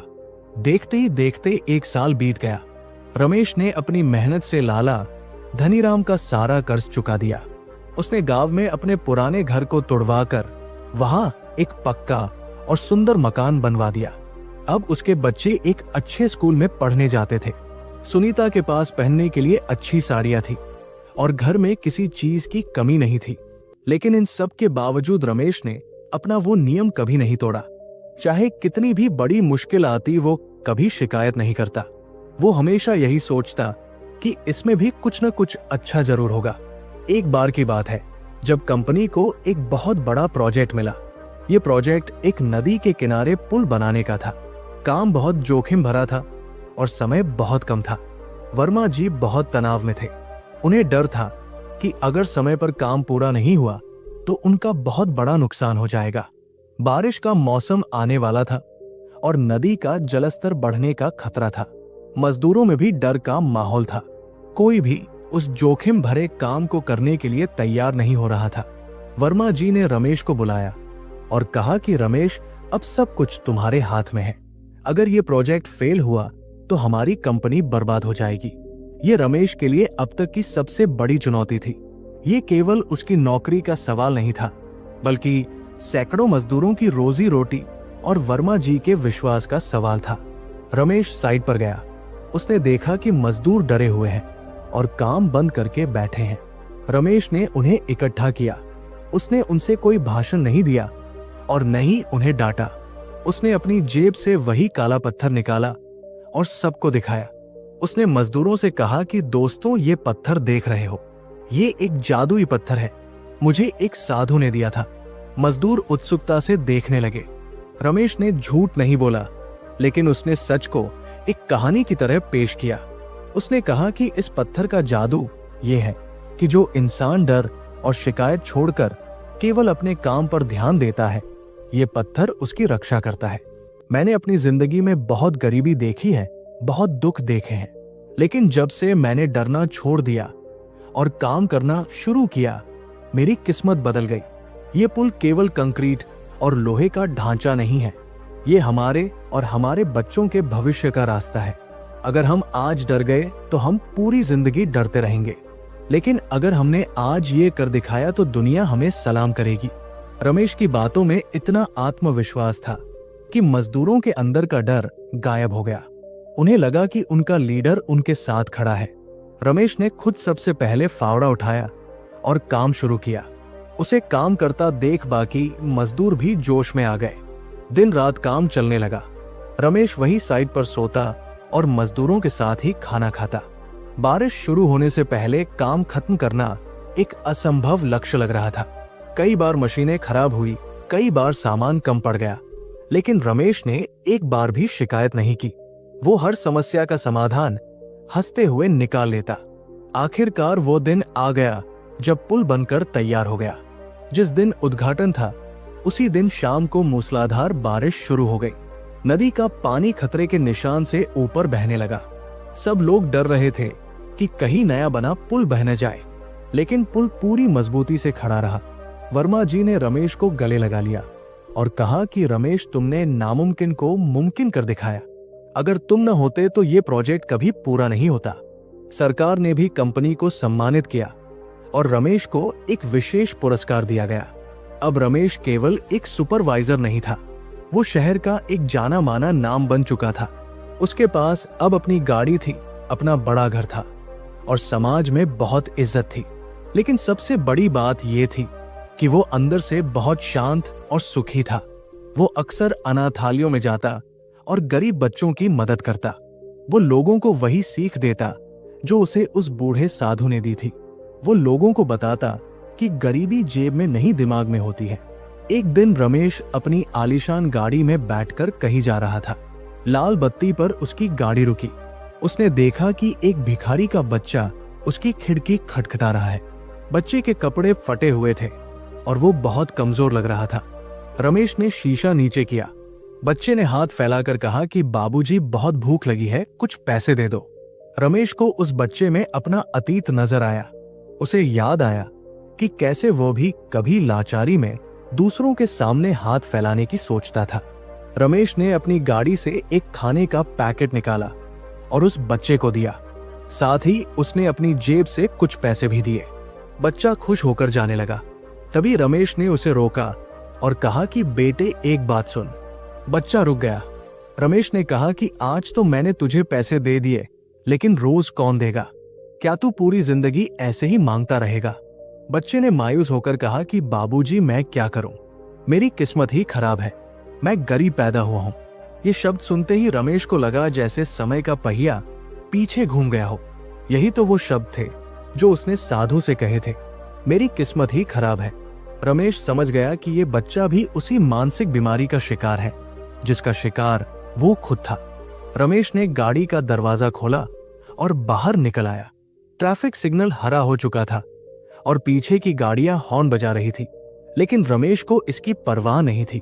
उसने उस बच्चे के कंधे पर हाथ रखा और कहा कि किस्मत खराब नहीं होती मेरे दोस्त, उसे हम खुद खराब मान लेते हैं। रमेश ने उस बच्चे को अपनी गाड़ी में बैठाया।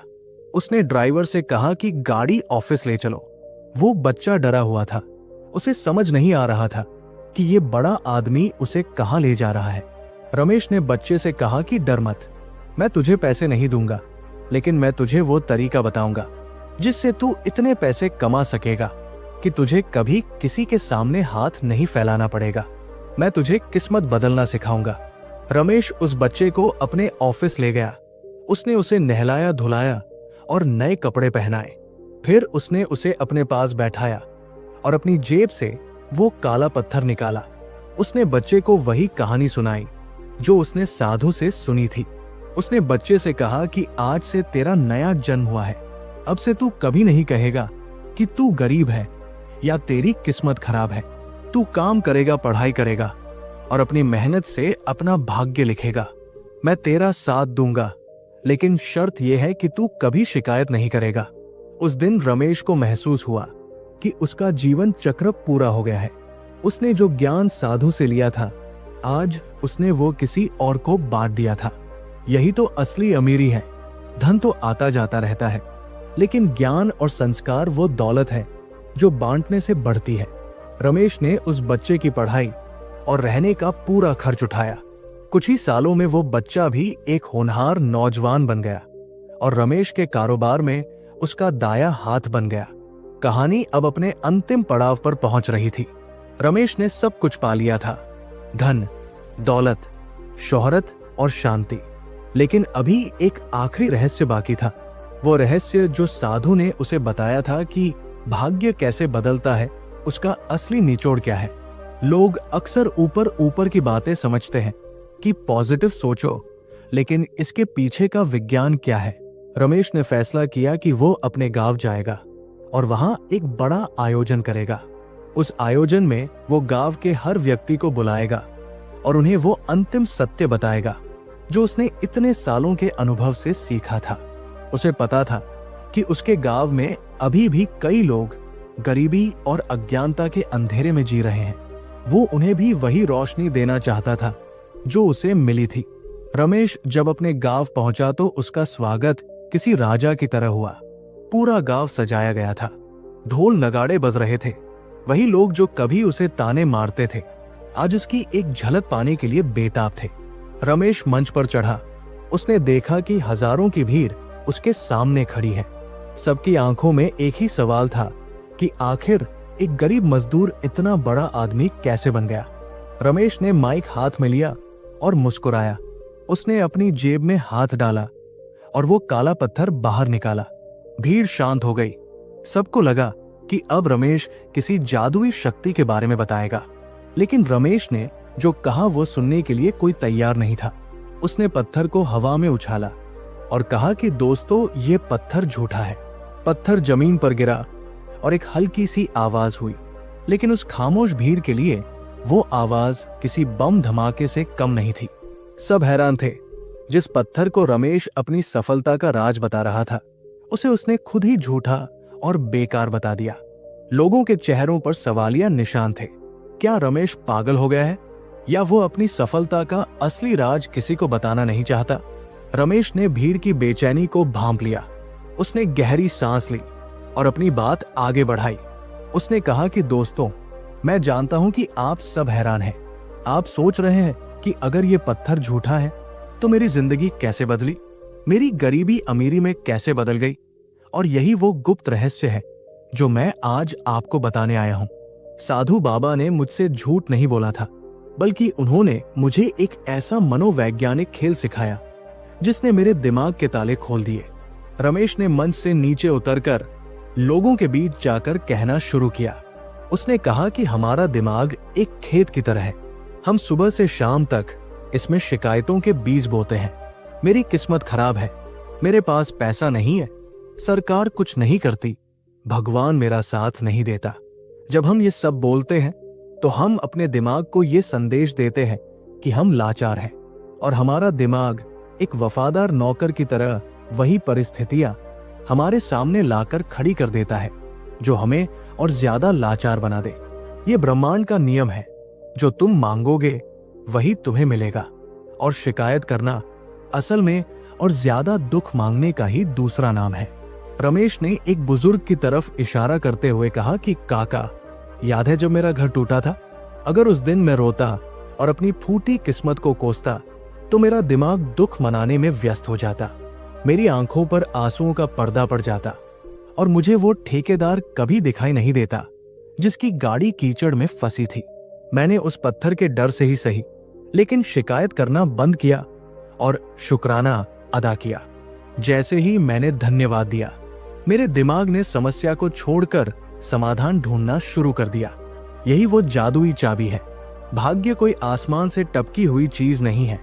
भाग्य उन अवसरों का नाम है जो हर वक्त हमारे आसपास हवा में तैर रहे हैं, लेकिन एक रोने वाला इंसान उन अवसरों को देख नहीं पाता क्योंकि उसकी नजरें अपनी परेशानियों पर टिकी होती है, और एक खुश रहने वाला, धन्यवाद देने वाला इंसान उन अवसरों को तुरंत पहचान लेता है।